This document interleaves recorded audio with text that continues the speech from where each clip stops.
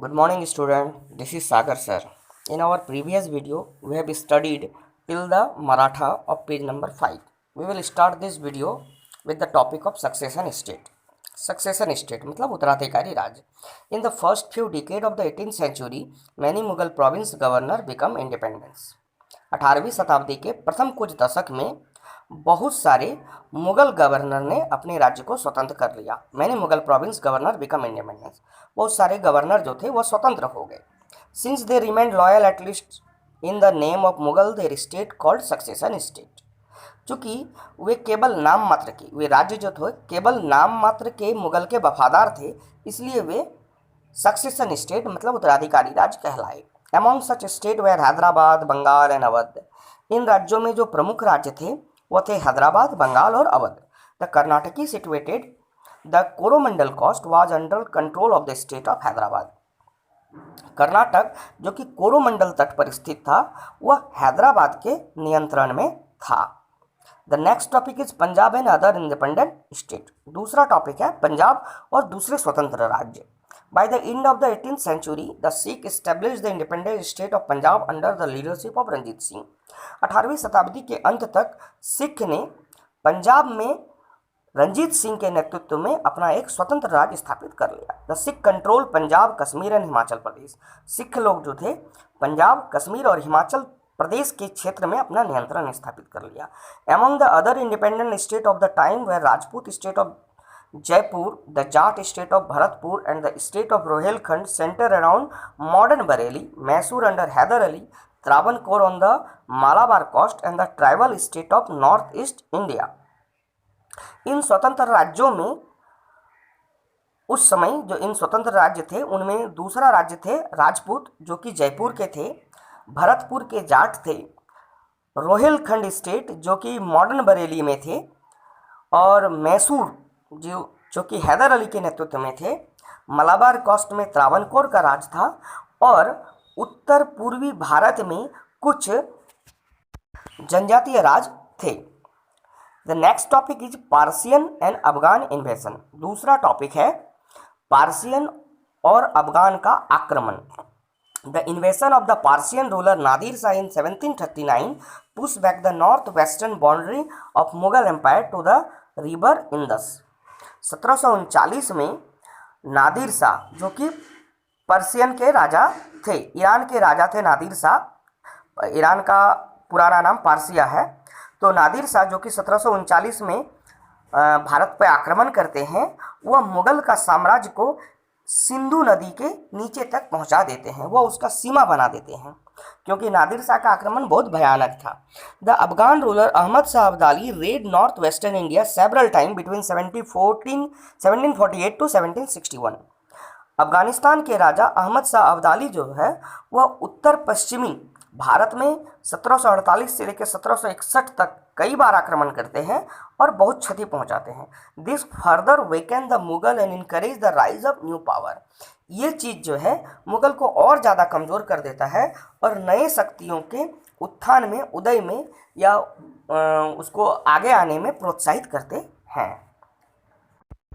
The next topic is source material of history. दूसरा टॉपिक है इतिहास के जानकारी के विभिन्न स्रोत. The history of modern period is divided from both primary and secondary source of material. आधुनिक इतिहास के काल का जब हम लोग स्टडी करेंगे तो उसमें हम लोगों को प्राइमरी और सेकेंडरी, प्राथमिक और द्वितीय दोनों तरह के स्रोत का सहायता लेना पड़ेगा. प्राइमरी सोर्स मटेरियल, प्राथमिक स्रोत जो है, जो प्राथमिक स्रोत के मटेरियल हैं उनमें शामिल हैं इंक्लूड आर्कियोलॉजिकल रिमेन्स जिसमें कि पुरातात्विक अवशेष और ओरिजिनल डॉक्यूमेंट, वास्तविक दस्तावेज, फोटोग्राफ, वीडियो एक्सेट्रा, ये सब प्राइमरी मटेरियल सोर्स में आते हैं. सेकेंडरी सोर्स ऑफ मटेरियल में है include report, reviews, articles, book based on the primary source material. द्वितीय स्रोत में प्राइमरी सोर्स के आधार पर जो रिपोर्ट, रिव्यू, आर्टिकल्स और बुक थे उनके ऊपर निर्भर करता है. The source material are available in the following category. जो जानकारी के स्रोत थे वह इस प्रकार के कैटेगरी में मौजूद थे. सबसे पहला है आर्कियोलॉजिकल सोर्स. पुरातात्विक स्रोत, these sources are comparatively less important for this period than for the medieval period. पुरातात्विक स्रोत जो है वह इस काल के दौरान बहुत ज़्यादा महत्वपूर्ण नहीं थे मध्यकाल की तुलना में. Whatever building and monuments were constructed during this period are mostly standing today and are in good condition too. जितने भी ऐतिहासिक इमारत या मॉन्यूमेंट्स बने हैं वे आज भी खड़े हैं और अच्छे अवस्था में हैं. वी कैन विजिट देम, हम लोग वहाँ पर घूम सकते हैं.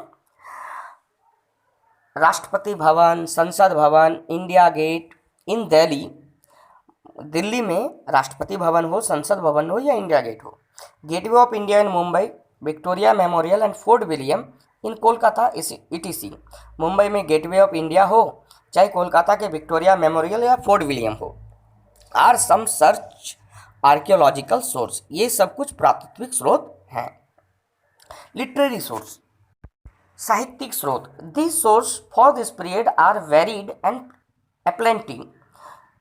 ये सब स्रोत जो है इस काल के दौरान ये सब स्रोत जो हैं ये विविध हैं और बहुत मात्रा में हैं.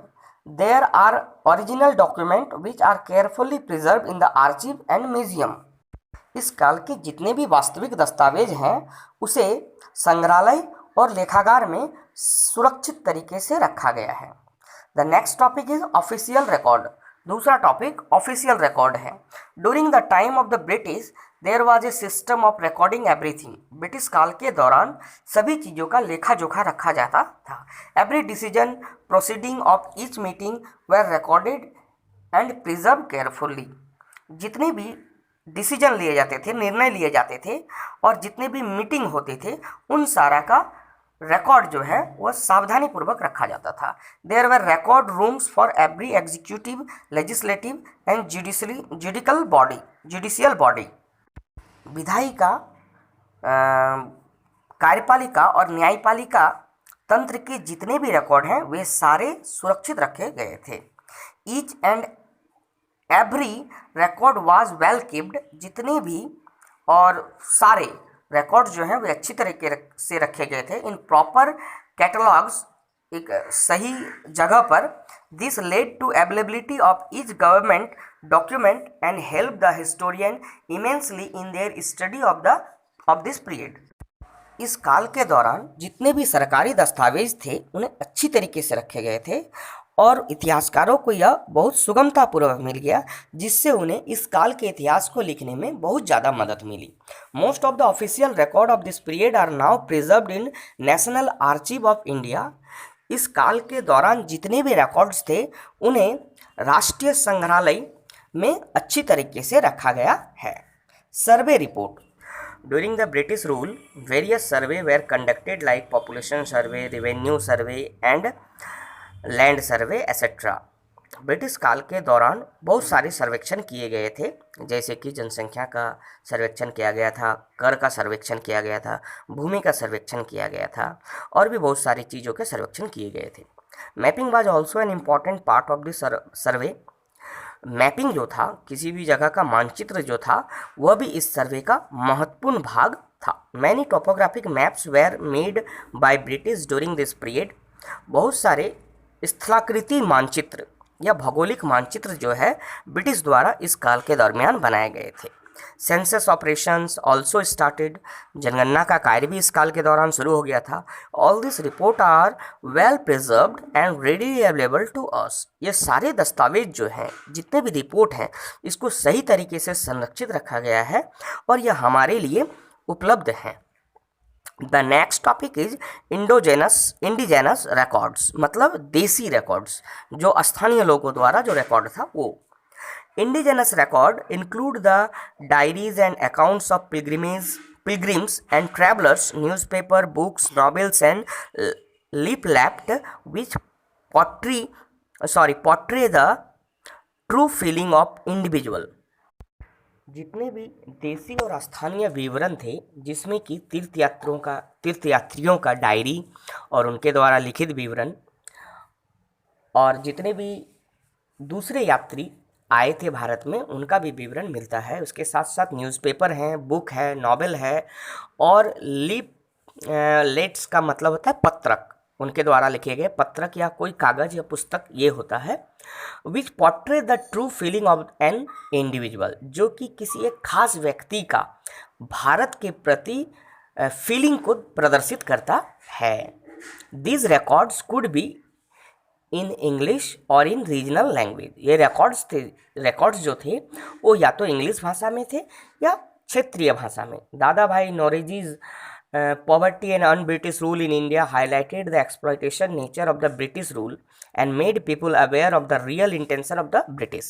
दादा भाई नौरोजी द्वारा लिखा गया poverty and un British rule in India जो एक किताब है, वह भारत में अंग्रेजों के जो दमनकारी नेचर थे उनके बारे में लोगों को अवगत कराया और लोगों के उसके वास्तविक इरादे के बारे में बताया। During their rule, the British tried to suppress the press। अपने काल के दौरान, ब्रिटिश काल के दौरान ब्रिटिश ने जो है वह प्रेस के ऊपर भी दबाव डाला, उसको भी दबाने का कोशिश किया, बट दे रिमेन अनसक्सेसफुल, लेकिन वे लोग असफल रहे।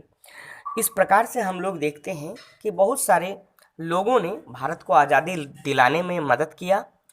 इंडिजिनस रिकॉर्ड से हम लोगों को पता चलता था कि जो अंग्रेज थे उनका वास्तविक उद्देश्य क्या था, भारत का विकास करना या भारत का दमन करना, भारत का एक्सप्लॉयटेशन करना।